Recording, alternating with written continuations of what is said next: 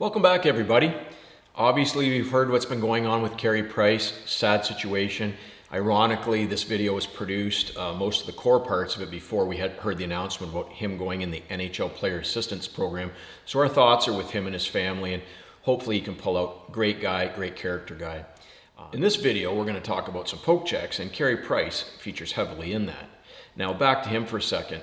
When I was scouting for the Toronto Maple Leafs, I went out 2 weeks to Tri-Cities to scout him. I talked to parents, I talked to the Zamboni drivers, teachers, coaches, and they all loved him. And the thing with Carey, his teammates love him, everybody around him loves him, and hopefully he gets the support and the help he needs. So let's go, Carey Price.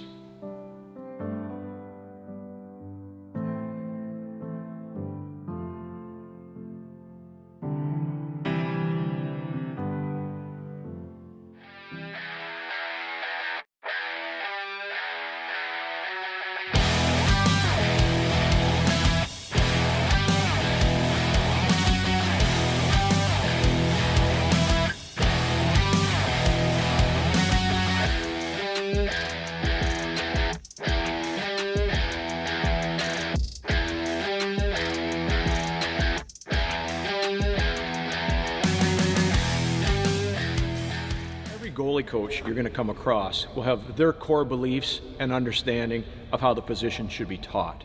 You need to listen to all goalie coaches that you come across. Get a critical thinking filter on and understand everything they say to you. Does it make sense? Does it apply to you? Does it apply to your game? One sore spot or one sort of area that I really want to touch on is poke check reluctance. Now, a lot of goalie coaches will say things like, it's not used anymore, it's not famous, it's not going to help you, it's no good. However, they are wrong. The top three goalies that I'm going to call out right now, Carey Price, Andrei Vasilevskiy, and who's that other guy? Marc-Andre Fleury, the Vezina winner. They're all active, intelligent poke checks. Poke checker guys. Now listen, I don't want you being like Mike Palmateer in the 70s, diving, lunging, aggressive, sweeping poke checks, getting yourself out of position.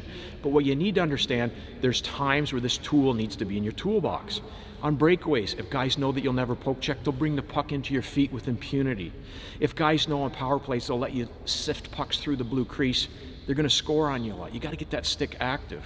Now, the reason why most goalie coaches don't teach poke checks as much as they used to is because if that kid, as a goalie coach when he was a kid, never was taught, he doesn't have the skill set to teach it, to understand it. He's got no experience base on how it works, how it doesn't. So the default position is just make your goalie stay locked in at the paddle. Guys, you have a shaft on your stick for a reason. You need to use your whole stick at times. Again, I'm not talking about being aggressive. I'm not talking about telling your goalie coach he's wrong. Just understand, poke checking, cutting passes, protecting your limits, these are skills you must have in your toolbox if you want to succeed and go to the higher levels. It makes no sense not to have the tool. Now, how much you use, it's up to you. Maybe you use it once in a blue moon, but at least it's there. Have the skill in your toolbox and don't cut short your career simply because of some poor teaching. Another element that we get into is poke checking. And there's a lot of goalie coaches that believe to this day that it's a vanished art, it's a unicorn, shouldn't be used anymore. But I'm here to tell you, there's three great guys in the NHL, Marc-Andre Fleury, Carey Price, and Andrei Vasilevskiy. Three NHL goalies destined for the Hall of Fame. These guys are active with their stick and they will poke check. Quite frankly, the reason why the poke check is dying, most goalie coaches don't know how to teach it. Now, am I advocating for you to be an aggressive, diving all over the place like in the 70s? No. I don't want you committing poke checks where you put yourself in bad spots. I want you using them intelligently. So poke checking is a lost art, and it's something we want to keep in your game. Here's why. If you look at Josh in his stance, you're getting your stance, and I know this area in front of him is going to be poke check free, I can bring the puck in really close to his stick and then deke, and you've got no chance.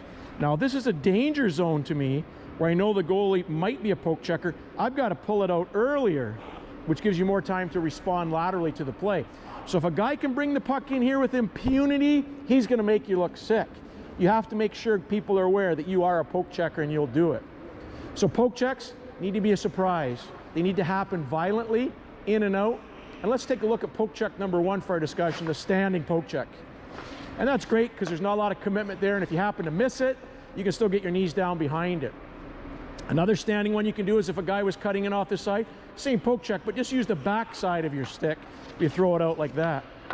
Second poke check we get into is a butterfly poke check, where you can go down a little more range. You can even do it from the VH, one knee up poke check, where you just go straight ahead with one knee down and reach it. The key is to get that stick in and out quickly. Another one, loose puck squirts through a D. You come and get it. You may even want to do a diving poke check, but it's full commitment. And if you miss this one, there's going to be a problem.